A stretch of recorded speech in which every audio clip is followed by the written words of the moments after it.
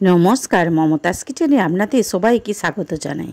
আজকে আমি আবার একটি নতুন রেসিপির ভিডিও নিয়ে চলে এসেছি। আমি কাঁচা আম দিয়ে আমসত্ত্ব বানাবো। আমি কিভাবে বানাবো তার জন্য পুরো ভিডিওটি দেখার অনুরোধ রইল।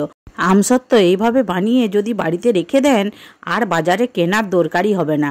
সারা বছরই তো আমসত্ত্ব দরকার লাগে, চাটনিতে দেওয়ার জন্য, এরকম ঘুরতে ফিরতেও দেখবেন খেতে খুব ভালো লাগে। আমাদের তো খুবই পছন্দের রেসিপি।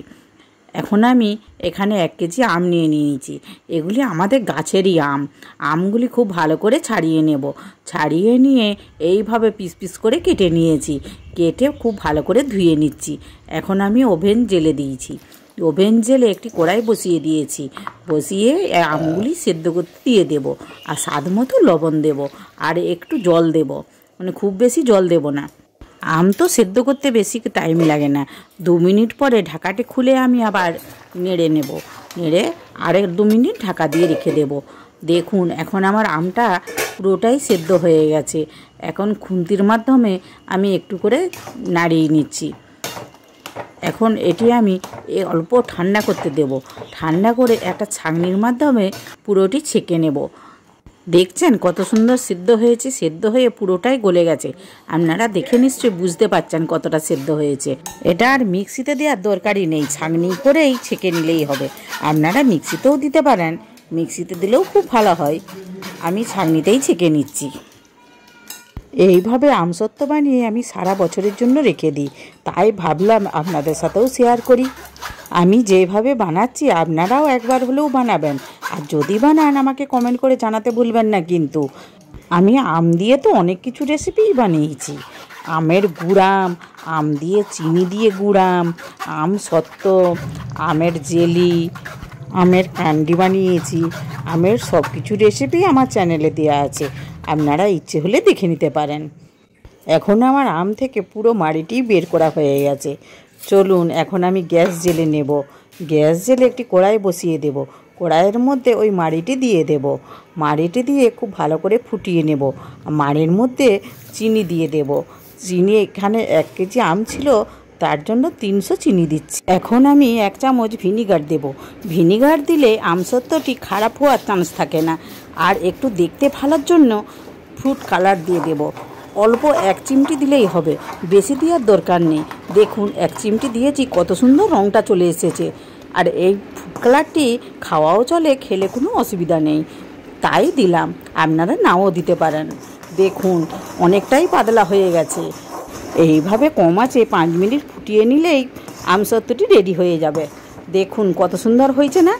এখন আমি 2টো থালা নিয়ে নিয়েছি। থালার মধ্যে অল্প করে তেল বুলিয়ে নেব।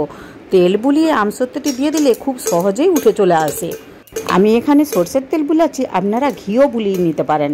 ঘি বুলালেও দারুণ একটা সেন্ট হয়, খুব ভালো লাগে খেতে। এখন আমি 2টো থালাতেই খুব ভালো করে মিলে নেব। একটা থালাতে একটু পাতলা করে মিলবো, আর একটা থালাতে বাকিটা সবটাই দিয়ে দেব। একটু মোটা করেই বানাবো। এখন আমি ওই 2টো থালায় রোদে রেখে দেব। রোদে রেখে 2 দিন অন্তত অপেক্ষা করব। দেখুন এই পাতলা থালাটি কিন্তু আমার 2 দিনেই শুকিয়ে গেছে। এখন আমার এই থালাটিও খুব ভালো শুকিয়ে গেছে। এগুলি এখন আমি পিস পিস করে কেটে নেব। আজকের রেসিপিটি আপনাদের যদি ভালো লাগে একটা লাইক করার অনুরোধ রইল। আর প্লিজ সাবস্ক্রাইব করবেন। আর নতুন বন্ধুরা এখনও যারা আমার চ্যানেলটিকে সাবস্ক্রাইব করেননি, প্লিজ প্লিজ তাড়াতাড়ি সাবস্ক্রাইব করে ফেলুন। তবেই তো নিত্য নতুন রেসিপি সর্বপ্রথম আপনাদের কাছে পৌঁছে যাবে। যারা ফেসবুক থেকে দেখছেন তারা অবশ্যই আমার চ্যানেলটিকে ফলো করবেন। এখন তো রোদের খুব একটা জোর নেই, তাই একটু শুকাতে টাইম লেগেছে।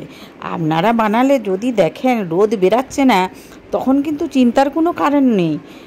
ওভেনের নিচে 2টো থালায় রেখে দেবেন, খুব সুন্দর শুকিয়ে যাবে। একটি থালার আমার কাটা হয়ে গেছে, আমি আর একটা থালা কেটে নিচ্ছি। দেখুন এটা কত সুন্দর পাতলা হয়েছে, দেখে বোঝাই যাচ্ছে কত পাতলা হয়েছে। এই বছর গাছে এত আম ধরেছে, বাজারে তো আমের দরই নেই। এখানে তো 10 টাকা কেজি আম পাওয়া যাচ্ছে। আমার তো 2বার আমট বানানো হয়ে গেল।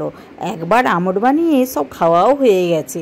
আবার একটু আপনাদের সাথে শেয়ার করবো বলে আবার একটু বানালাম। দেখুন আমটগুলো কত সুন্দর হয়েছে।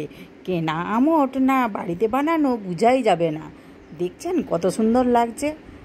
কোনো ভেজাল ছাড়াই এত সুন্দর বাড়িতে আমসত্ত্ব বানানো যায়, না করে খেলে ভাবতেই পারবেন না। সত্যি অসাধারণ লাগে। আমের যে স্বাদটা, এই আমসত্ত্বটা খেলে আমের স্বাদটাই বোঝা যায়। আমার আমসত্ত্বের রেসিপির ভিডিওটি আপনাদের ভালো লাগলেও কমেন্ট করে জানাবেন, আর যদি ভালো নাও লাগে তাও কমেন্ট করে জানাবেন। ভিডিওটি শেষ পর্যন্ত দেখার জন্য ধন্যবাদ। আবার দেখা হবে নতুন কিছু রেসিপির ভিডিও নিয়ে মমতাজ কিচেনে। আপনারা ভালো থাকুন, সুস্থ থাকুন। এবার তাহলে ভিডিওটি শেষ করছি। ধন্যবাদ।